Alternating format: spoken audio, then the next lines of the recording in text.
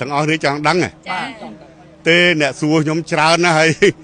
សួរគាត់ខ្សឹបហើយប្រពន្ធគាត់កេះគាត់អង្គុយហើយងើបមកនិយាយវិញទៀតអ្នកខ្លះថាបើរឿងអីសំខាន់ណាការពិតខ្ញុំមិននឹកស្មានថានាយករដ្ឋមន្ត្រីវ័យក្មេងយើងគាត់គិតតែពីផលប្រយោជន៍ជាតិឱកាសតិចតួចក៏ដោយក៏គាត់នៅតែគិតគូរពីផលប្រយោជន៍ជាតិប្រជាជនហើយប្រជាជនប្រហែលជាគិតថាខ្ញុំឲ្យគាត់ខ្សឹបគ្នារឿងស្អីណាមិនល្អការពិតគាត់និយាយឲ្យខ្ញុំជំរុញការងារផលិតជីនឹងឲ្យបានកាន់តែលឿនកាន់តែច្រើនតម្លៃកាន់តែទាបដើម្បីកុំពឹងពាក់បរទេសកាត់បន្ថយការពឹងពាក់បរទេស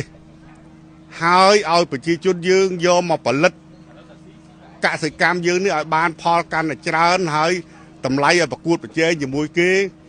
ទាំងការផលិតជីទាំងការដាំទាំងការចិញ្ចឹមពួកឯងជួយផងកិច្ចការងារនេះខ្ញុំសង្ឃឹមលើពួកឯងហើយអញ្ចឹងទេអត់មានរឿងនិយាយមិនល្អទេហើយខ្ញុំមោទនភាពគឺ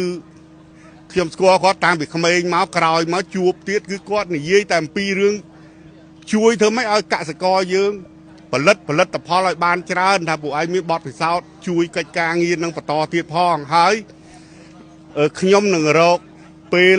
ជួបពួកឯងដើម្បីទៅជែកគ្នាបន្តទៀតតែប៉ុណ្ណឹង